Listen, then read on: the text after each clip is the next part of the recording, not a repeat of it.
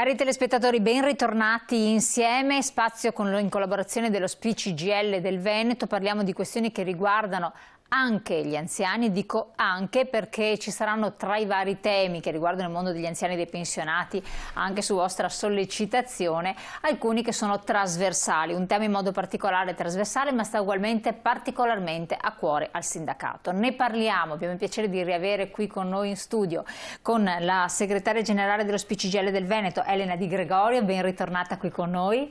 Grazie. Buongiorno. Buongiorno e poi avremo un collegamento telefonico, speriamo di riuscire ad averlo perché in questo momento, come potete anche immaginare, è molto impegnato e preso, con l'onorevole Alessandro Zan.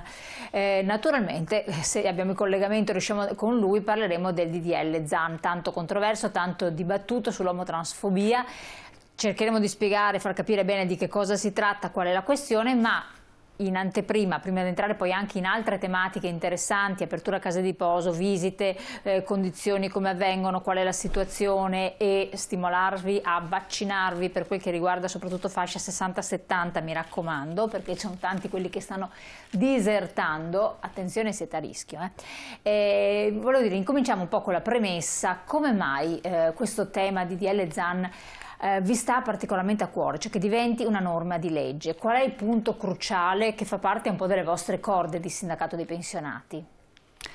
Allora, è un decreto molto dibattuto, no? Dicevi all'inizio, c'è stato l'intervento del rapper al concerto del primo maggio che ha denunciato i ritardi con cui si stava procedendo in Parlamento, ma altri artisti, il mondo della cultura si stanno schierando in difesa del disegno di legge Zan, che è un disegno di legge che tende a prevenire e contrastare le violenze, quel clima di odio, le violenze sia verbali che fisiche nei confronti appunto dei diversi soggetti, dei soggetti diversi, e quindi in particolar modo per quanto riguarda il mondo dei gay, lesbiche, omosessuale.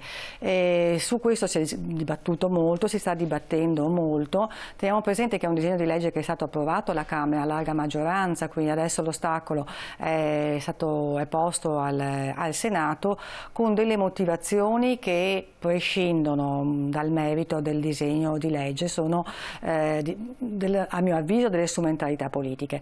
Però siccome se ne parla e c'è molta confusione, anche i nostri pensionati, le nostre iscritte e i nostri iscritti ci chiedono di capire, perché la cosa bella delle persone, no, che ci frequentano, che fanno riferimento al nostro sindacato, è la curiosità, il bisogno di approfondire, no, e quindi anche di poter anche essere consapevoli, no, di orientarsi rispetto a quello che sta avvenendo, e credo sia un diritto di cittadinanza che va coltivato. Per questo abbiamo detto facciamo un approfondimento su questo disegno di legge, ne parliamo e ci fa piacere insomma se l'onorevole potrà essere con noi in maniera tale di avere anche una fonte diretta.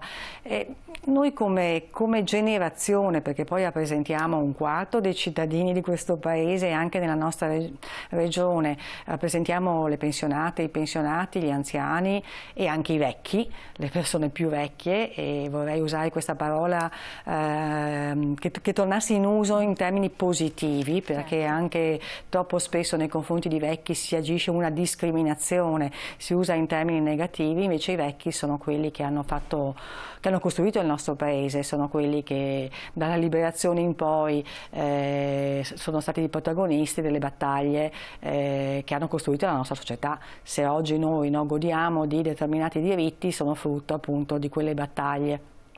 Penso ai diritti nel mondo del lavoro, ai diritti della sanità, una sanità pubblica universale che è così fondamentale in questa stagione, ma anche ai diritti civili che hanno attraversato la nostra società. E quindi c'è un'attenzione, una consapevolezza da parte di questa generazione che è molto alta, e quindi una preoccupazione. Noi ne parliamo molto anche nelle nostre riunioni con le pensionate e i pensionati, di un clima di crescente intolleranza che attraversa anche la nostra regione.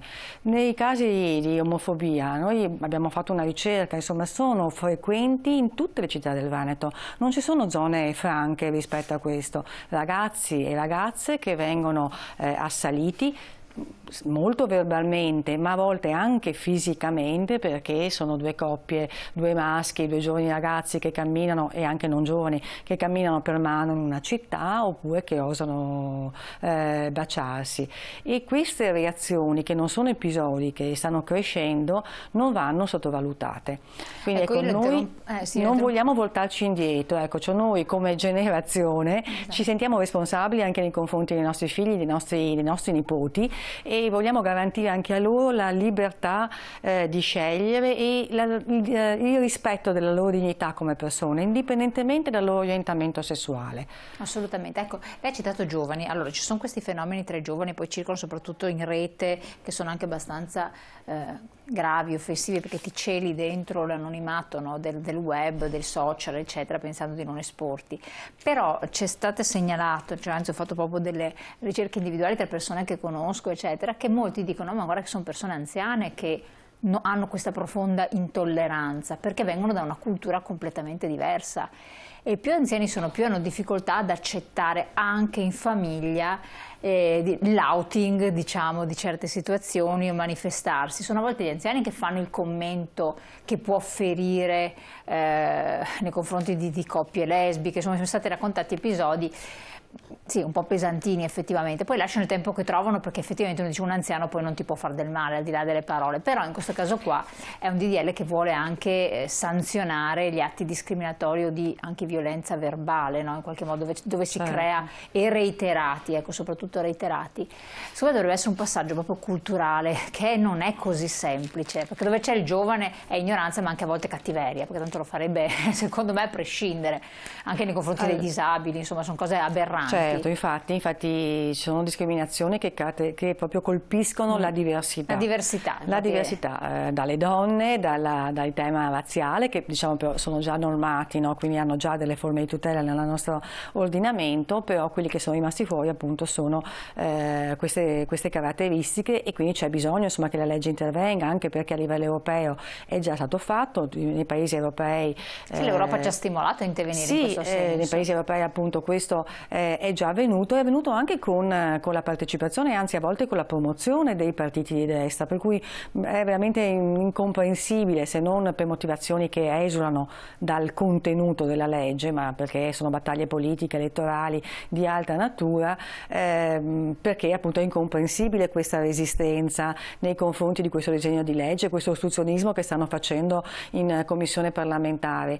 Il tema culturale che ponevi è importantissimo. Una cosa che per esempio ho sentito che viene contestata dalla destra è la possibilità prevista dal disegno di legge di andare nelle scuole per parlare di questi temi. Che ecco, questo infatti è bravissima. Educazione nelle scuole di minori alle teorie gender, a cui i nonni sono contrarissimi. Ma non c'è un assenso. Cosa sia la teoria gender dovrebbero spiegarlo, no? Perché la stessa Meloni ieri diceva: ma no, non lo so, non l'ho mai capito. Quindi si usano a volte parole per alimentare paura e diffidenza nei confronti appunto della diversità. E la conoscenza serve per combattere la paura, no? Quindi nelle scuole è importante proprio l'educazione al rispetto delle differenze, e noi come sindacato dei pensionati andiamo nelle scuole, ci andavamo anzi prima della pandemia, per parlare di Costituzione, per parlare di diritti, per parlare di relazioni affettive, di rispetto anche tra ragazzi e ragazze, per contrastare, no, uno degli altri fenomeni molto pesanti che caratterizzano la nostra società rispetto alla misoginia e la violenza sulle donne, perché tutto passa attraverso l'accettazione della differenza e il rispetto della dignità. Quindi è fondamentale parlarne nelle scuole, non può diventare un tabù, perché l'ignoranza è quella che alimenta poi la violenza, anche sui social. Non sono pochi, lo sappiamo, sono le persone anziane che utilizzano questi strumenti. È chiaro che è un salto, è un percorso culturale che non è facile, perché chi è stato abituato, no? Certo. Il fascismo li mandava al confino, quindi insomma passare da lì all'outing del figlio o del nipote non è una cosa semplice, però noi abbiamo visto che i nostri anziani hanno proprio una capacità di reazione, di innovare, che è molto più alta di quella che gli viene attribuita in maniera stereotipata, no? Rispetto a questo. E quindi spiegare bene per riuscire a capire e comprendere anche un fenomeno che si sta diffondendo, insomma, che è bene assolutamente. Certo, assolutamente, ma proprio per una questione di dignità e di civiltà per tutti. Chiaro. Perché non è pensabile, insomma, che leggevo un'intervista a un ragazzo a Verona l'altro giorno che diceva che non si sentiva sicuro a girare da solo per le strade della sua città, perché ci sono gruppi di ragazzi che vanno in giro a picchiare solo perché hai l'orecchino o perché hai il capello lungo. Cioè quella è un misto di violenza e ignoranza, ma che nasconde appunto dietro una cultura che non vogliamo che prenda piede. Ma anche rispetto agli anziani, se noi pensiamo cosa è successo in Italia con il divorzio, no? Non si pensava che un paese, no, cattolico, con le nostre radici, insomma, potesse, no, accettare, no, una evoluzione, un cambiamento di quel tipo. L'abbiamo fatto, quello come tanti altri. Se pensiamo a Papa Francesco, che dice appunto che dobbiamo rispettare la dignità delle persone indipendentemente dal loro orientamento sessuale e accoglierli, no? Quindi anche la Chiesa sta evolvendo in maniera molto aperta rispetto ai diritti e alla dignità delle persone. Cioè l'importante è mettere al centro la persona e che la persona si comporti civilmente. Sono più intollerabili altri comportamenti che invece andrebbero sanzionati, no? Per me l'evasione fiscale è un comportamento che andrebbe, diciamo, combattuto ogni giorno e in tutta la città da tutti i cittadini, perché la reputo gravissima per le conseguenze che ha sui diritti e sulla cittadinanza, però viene presa alla leggerezza della nostra società, no? L'omosessualità, che è, no, una cosa naturale, viene magari censurata. Allora, torniamo su questi temi, abbiamo la pubblicità che, come vediamo se dopo la pubblicità riusciamo ad avere il collegamento, perché è una mattinata di particolari lavori intensi per l'onorevole Zan, vediamo se riusciamo a farlo. Pubblicità, pochi secondi.